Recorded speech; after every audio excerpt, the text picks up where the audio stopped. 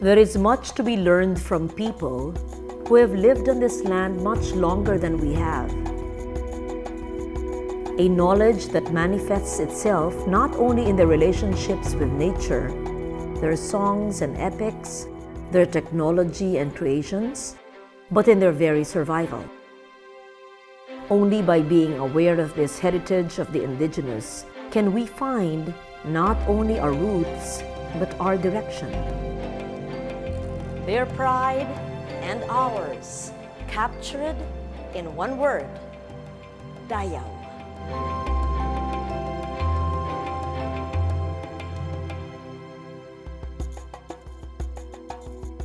Nature creates, man imagines, and man recreates. Great events take place, man remembers, and man reimagines. Through a piece of music, a song, a ritual, a chant, an oral joust, even an epic.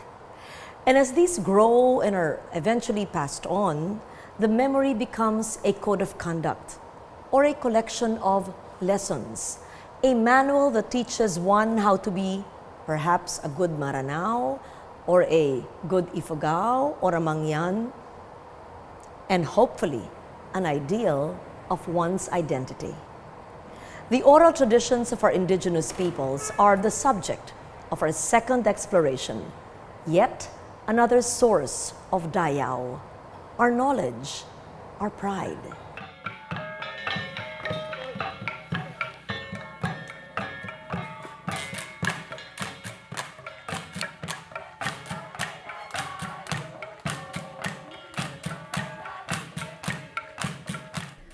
Music and rhythm are the very basis of chanted epics, unspoken,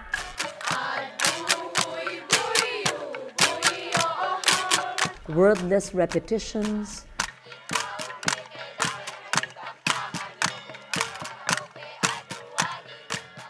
transforming, mutating into universes of their own.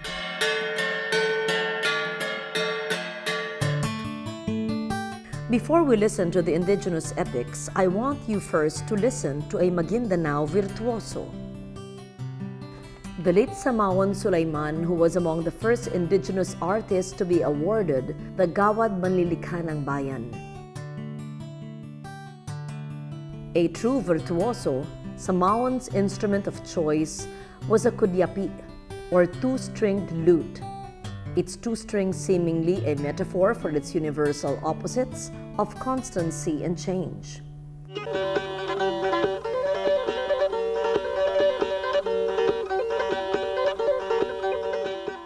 The music he chose to master was a reflection of the stately court traditions of the Maguindanao.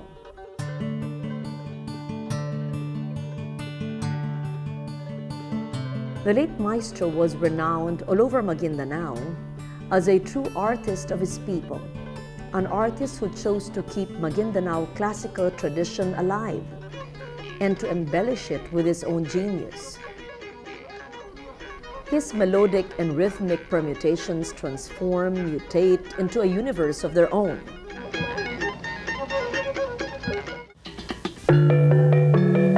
Very different but equally powerful are the rhythms beaten out on gongs and bamboo floors by the southern Palawanon.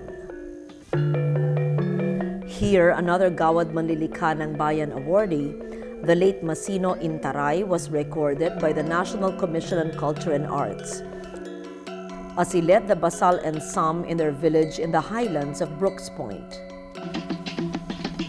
Their playing was made even more hypnotic by the women who beat out an equally complex rhythm of the tarek with their bare feet on the bamboo floor.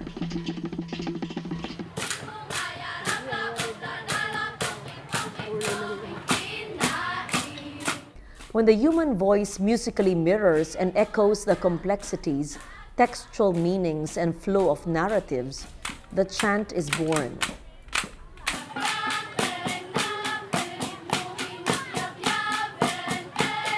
One voice telling a story, another voice answering and pushing the narrative.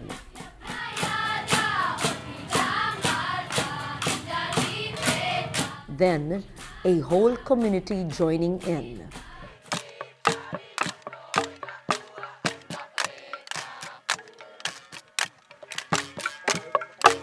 The chant is born. The epic unfolds.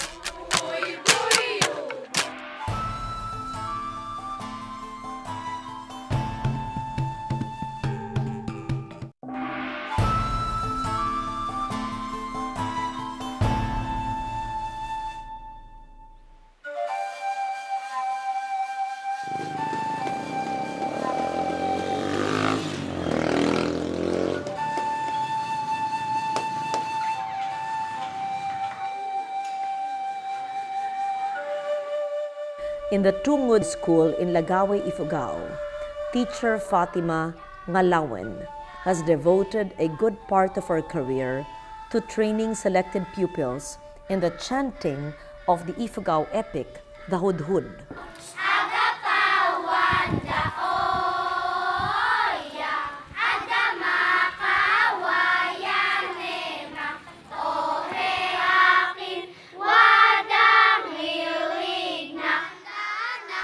She selects a girl from each batch who will be the lead chanter or the munhawe, as well as others who will form the chorus or munabuy.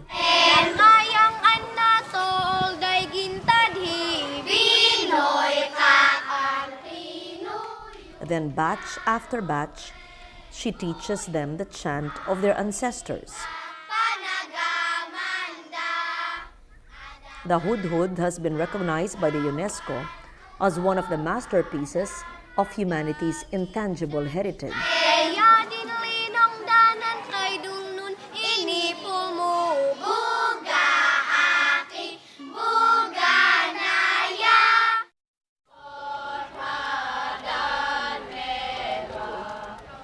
The Hudhud recounts the adventures of the Ifugao epic heroes, the most popular being Aliguyon.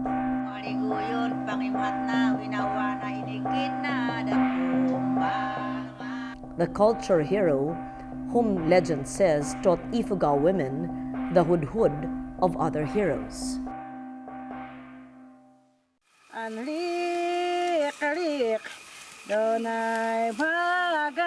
Traditionally, the Hudhud is sung during harvest by entire communities.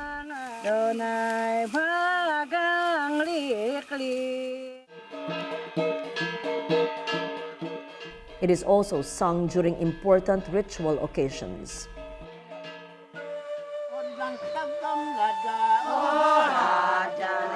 Although it is traditionally associated with women,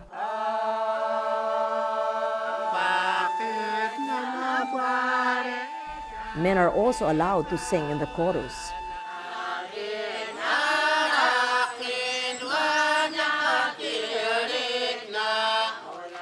Year after year, the Tungod School chanters have won local competitions and have been invited to perform in Manila.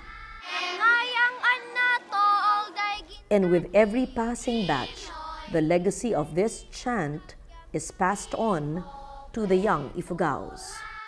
I invited the elders to chant, and then I recorded their song.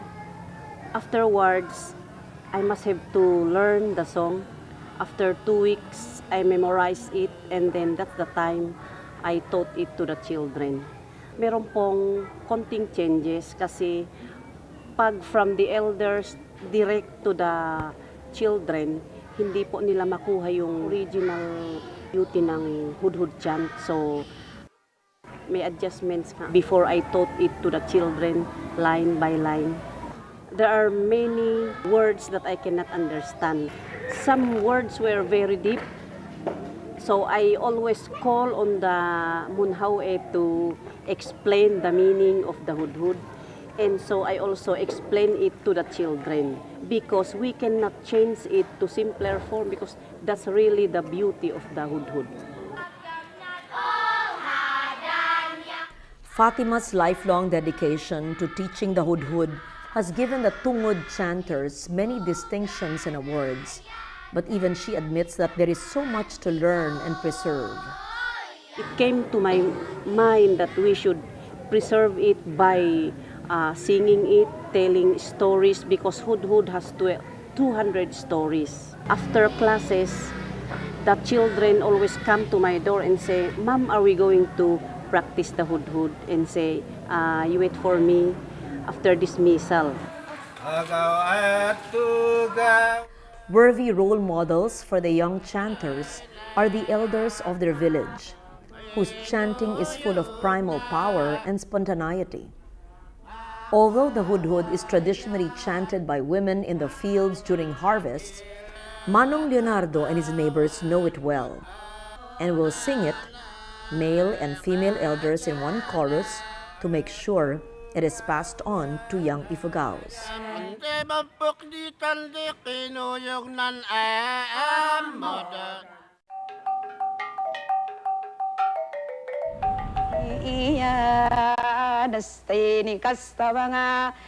Vintage footage of the campus of the Mindanao State University shows Maranao students dramatizing a chant of their own people, the Darangen. An epic of approximately 72,000 lines, it stands side by side with the Quran as a foundation of Maranao culture. The epic is not primarily Islamic in nature. Scholars have pointed out that much of its content stems from pre-Islamic times. The stories that make up the epic meld both Islamic and pre-Islamic tenets.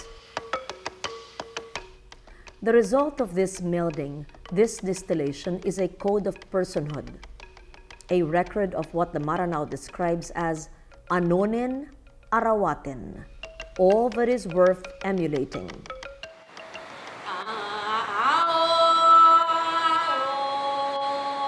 "25 song cycles make up the Darangen, of which only 18 have been recorded and studied.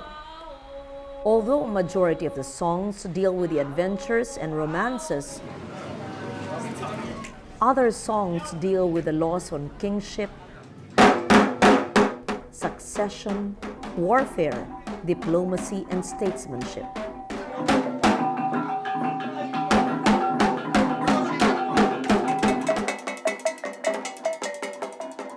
Because they are essentially narrative, all great epics lend themselves well to dance and performance. The Darangen is so rich that chapters and vignettes can readily become performances in themselves. The stories become chants and songs. The songs, dances. The dances, object lessons in the behavior of traditional role models.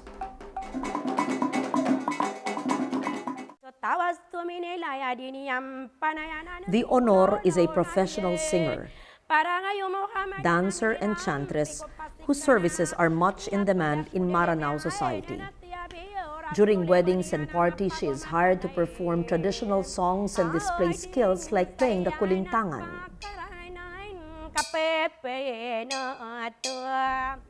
But more than a hired pro, the honor is expected to act and behave in the manner of the legendary princesses of the Darangen, a role model and a living embodiment of all that is graceful and gracious in a Maranao woman. Natuto akong maging honor kasi noon, yung tita ko, honor siya, sumasama ako sa kanya. Ina-realize ko na maganda pala yung magiging honor. Kailangan ng honor, pag pumupunta doon, maganda siya, inaayos yung mukha, pati damit niya maganda, para pagdating doon, maganda siya tingnan. At saka yung boses, yung parang sabihin natin yung parang hindi na sinasabihin na yung boses natin masyadong matigas, yung medyo may pagkalambot yung boses. Mahalaga sa akin yung pagiging honor ko. Kahit papaano na yung mga pamilya ko, tsaka yung kamag-anak, yung ka-relatives ko, na pwede rin nila kayo pagmalaki kasi marunong kahit papaano may career din ako. Older footage shows another honor demonstrating the proper behavior expected of a Maranao princess. Again, influenced by the role models found in the Darangen.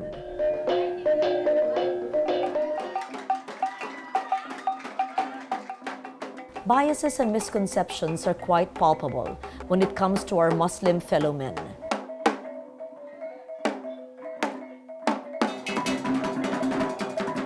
Their image sometimes clouds our ability to see the richness of their traditions and the innate nobility instilled in them by their epics.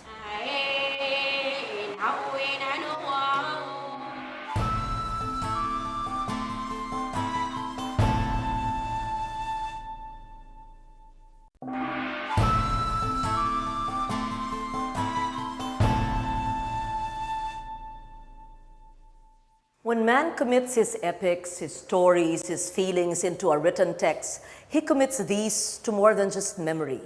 He puts down in writing not only his very being, but the essence of his entire race.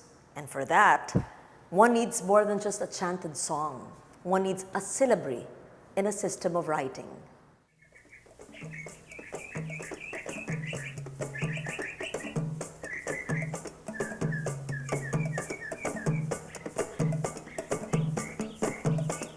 Pre-Hispanic syllabaries devised by our ancestors were widespread among the peoples of the Philippine archipelago. However, they now survive only among 4 indigenous cultural communities in Mindoro and Palawan. The most famous of these is a syllabary of the Hanunuo Mangyan of Mindoro. The scholar Anton Pusma describes the unique qualities of the Mangyan syllabary. The Mangyan culture, the ambahan, is still alive. It is still being practiced by the Mangyans. If it was not for their value, their cultural value, I wouldn't mind it. I encourage the Mangyans, especially the older people. Do not forget to teach your children what you inherited from your forefathers. The late Ginaw Bilog was a master of the syllabary and its use in the ambahan, the traditional poetic verse form of the Mangyan.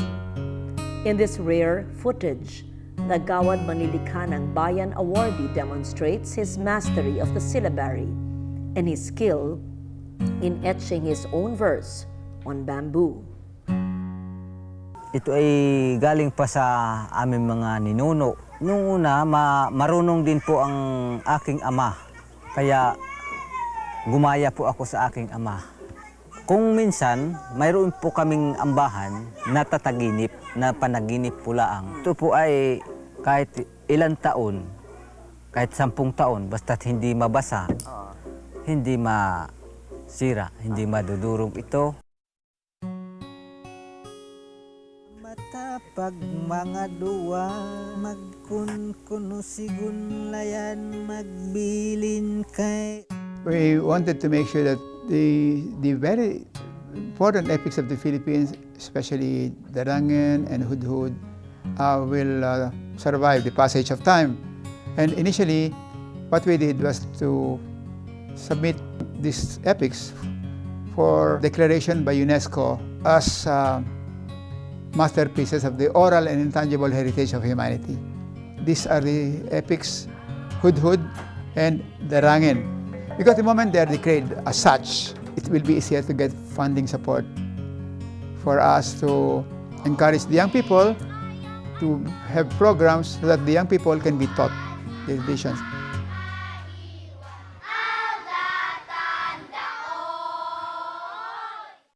Music that is both sophisticated and powerful. Songs and chants worth passing on to future generations. Epics that show us ideals of heroism. Syllabaries and alphabets where memories and emotions are captured. All gifts of the mind and the intellect. If we could all remove the blinders from our eyes that dismiss these gifts as tribal or ethnic or even primitive, how much richer our own modern worldview would be. and how much more we could feel and rejoice in Dayaw, our knowledge, our pride.